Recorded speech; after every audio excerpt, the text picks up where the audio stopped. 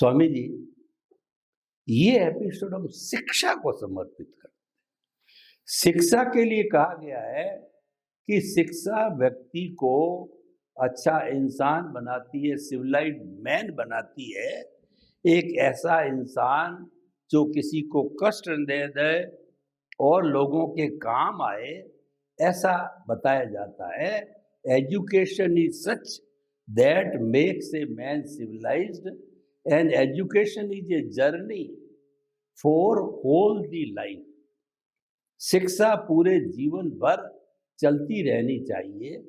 तो जो शिक्षा के ऊपर हमारी सरकार बहुत चिंतित है, इतनी यूनिवर्सिटियां, कॉलेज, स्कूल खोले गए हैं और अब हमारे प्रधानमंत्री ने तो उस पर सारी चिंता जाहिर करके जो है न्यू एजुकेशन पॉलिसी भी डिक्लेयर कर रहे हैं, तैयार है, होने वाली है। उसका जो है वो कहना चाहिए कि वो ऑर्डर आने वाला है।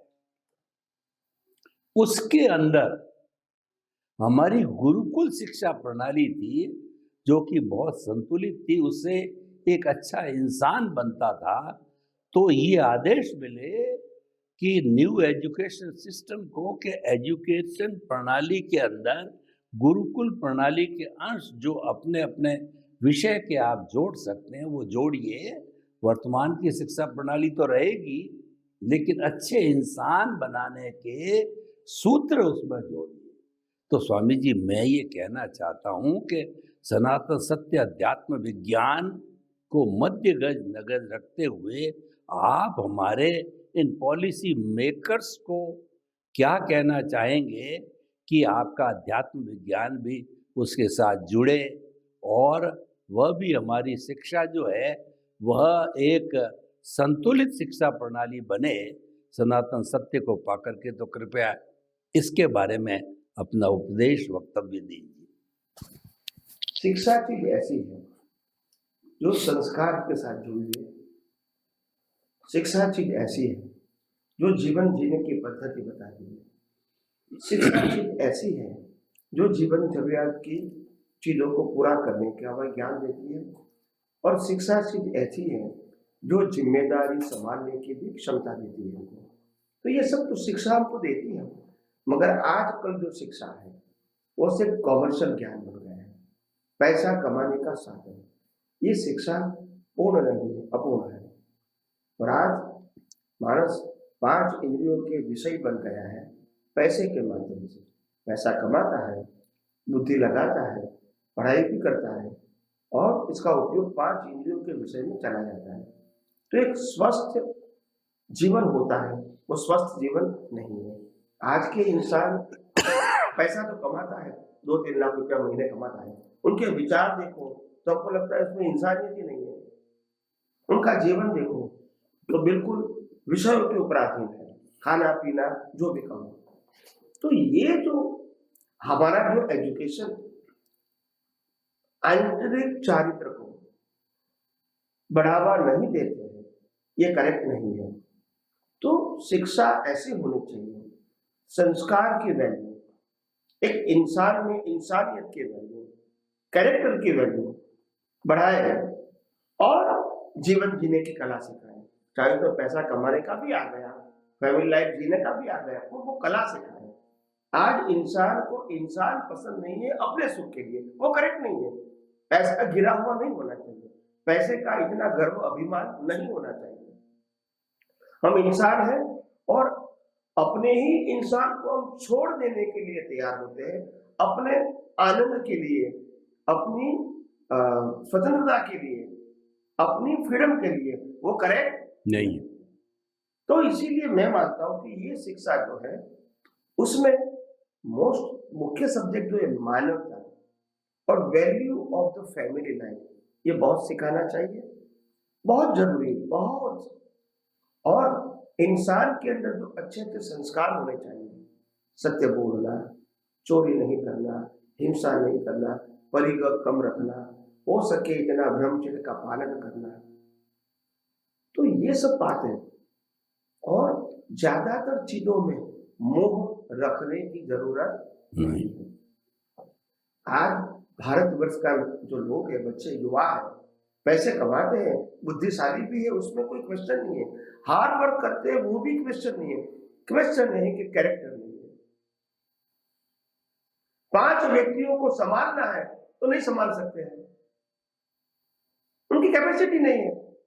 आप सुने, लंबे समय के लिए बिना साधन जीना है तो नहीं जी सकते हैं।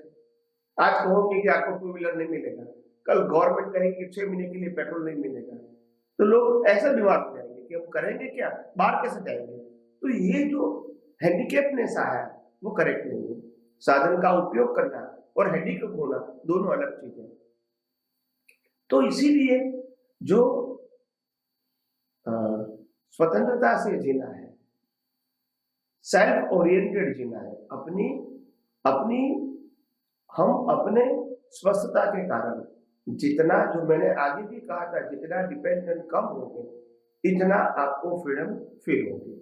तो जो डिपेंडेंट लाइफ जीना की जो पद्धति आज बताई है, और वो डिपेंडेंट में क्या होता है कि आप पैसे की गुलाम बन गए, और पैसे के गुलाम के साथ आप साधनों के गुलाम बन गए, और साधनों को यूज करने के लिए आपको फ्रीडम चाहिए।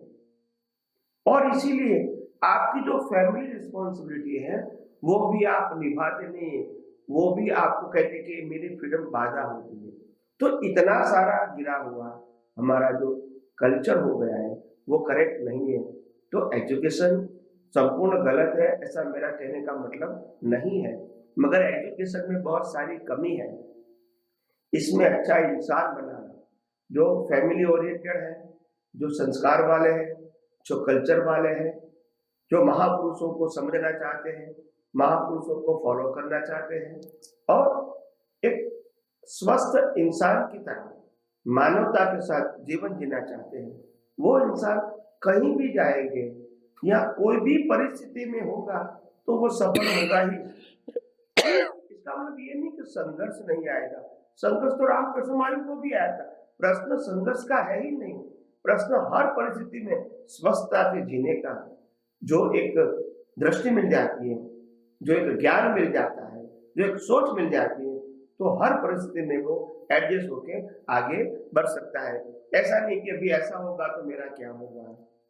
तो इसीलिए मैं मानता हूँ हमारे एजुकेशन के अंदर अगर हम अच्छे संस्कारों का सिंचन करें, आज भारतवर्ष के अंदर सबसे बड़ा संस्कार की जरूरत है कि कूड़ा कचरा डस्टबिन में डालें, ये बहुत जरूरी है। आज बुजुर्ग, बड़े, अस्वस्थ व्यक्ति, हैंडीकैप व्यक्तियों को हेल्प करें, बहुत जरूरी है। तीसरा, हर इंसान दूसरे व्यक्ति जो जिनको ज्यादा जरूरत है और उनके पास नेसेसिटी नहीं है, तो उनको कैसे हम हेल्प कर सके ऐसा सोचें। देश को आगे बढ़ाने के लिए हम सोचें कि हम क्या कर सकते हैं, ये नहीं को गवर्नमेंट क्या कर सकती है। इसके आगे देखोगे तो हम देश और विदेश में जाए तो हमारी संस्कृति जो है, सभ्यता है, संस्कार है, मर्यादा है, ह्यूमैनिटी है, वो दुनिया के सामने पेश होना चाहिए ताकि लोग हमारा एग्जाम्पल लें। ऐसे व्यक्ति भी महान बनेगा, परिवार भी महान बनेगा, समाज राष्ट्र भी महान बनेगा, और दुनिया को ऐसे समाज और राष्ट्र से प्रेरणा मिलेगी। तो आइए हम सब ऐसे अपने जीवन में शिक्षा के साथ ये सब बातें जोड़े, क्योंकि पहले जमाने में तो शिक्षा में ये सब बातें जुड़ी हुई थी।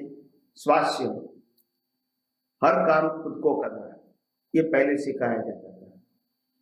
दूसरी बात, जैसे कि अपना घर साफ करना, कपड़ा धोना, रसोई पकाना, एक दूसरे की सेवा करना, बीमार व्यक्ति की, ये सब हमको सिखाया जाता था। दूसरा, जरूरत कम रखो, ये हमको सिखाया जाता था। तीसरा, घर में मिनिमम साधन होने चाहिए ताकि आप काम करते रहो। सब साधन में ऑटो मोड कर दिया तो फिर आप बैठे बैठे चाप दबाते रहोगे, तो स्वास्थ्य भी अच्छा मिलेगा, दिमाग भी अच्छा मिलेगा। तो इसलिए साधन को साधन के रूप में देखो। आप साधन को आप लेजी मत बनाओ, और वही साधन आपको प्रॉब्लम करेगा। और आपकी कोई प्रगति भी नहीं होगी। तो इसीलिए मैं समझता हूँ शिक्षा के साथ बहुत सारी चीजें आज भारतवर्ष में शिक्षा के माध्यम से या लोगों को जानकारी के माध्यम से अलग अलग प्रकार के सेमिनार बना के भी ये बहुत कुछ देने की जरूरत है। आइए हम सब साथ मिलके इस कार्य में एक दूसरे को सहयोग करें और भारतवर्ष को और उज्जवल भविष्य वाला बनाएं। यही मेरी शुभकामना। स्वामी जी, आपने बहुत सुंदर जो है सुझाव दिया कि हमारी न्यू एजुकेशन सिस्टम है उसमें पुराने जो सूत्र है वो जोड़े जाने चाहिए, यानी इंसान को इंसानियत सीखे ये सूत्र पहले जोड़ा जाए और वो अपने से बड़ों का परिवार के अंदर लोगों के साथ में सामंजस्य बिठा के चले और जो नीडी व्यक्ति है उनकी हेल्प करे और बड़ों का सम्मान करे। यानी हमारे जो पहले जीवन जीने के सूत्र थे, जीवन जीने की पद्धति थी, उसको पुनः लागू किया जाना चाहिए।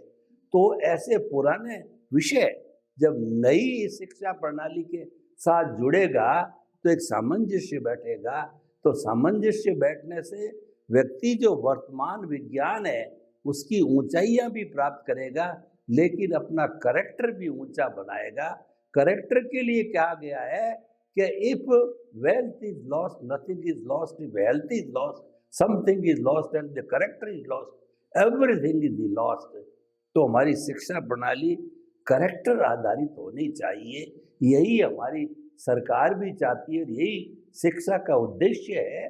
और ये उद्देश्य फॉरफिट क्यों हुआ कि शिक्षा केवल डिग्री तक रह गई, शिक्षा कॉमर्शियल बन गई, शिक्षा अहंकारी बन गई। तो इसी को, इस अहंकार को तोड़ने के लिए, इसमें जो मिसिंग्स आई है उनको पुनः जोड़ने के लिए सभी यही कह रहे हैं, सभी ने यही वकालत की। बुजुर्ग लोगों ने, हमारे समाज शास्त्रियों ने, शिक्षा शास्त्रियों ने, हमारे शास्त्रों को भी टटोला जाए तो सभी एक बात निकलती है कि हम वर्तमान के विज्ञान को रोक नहीं सकते, ये तो बढ़ेगा, लेकिन हमारे जो पुराने सूत्र है उनको जोड़ा जाना चाहिए। तो हमारी शिक्षा होलिस्टिक और सरल सहज सबके लिए अच्छी उपयोगी हो सकती। स्वामी जी, आपका बहुत बहुत धन्यवाद।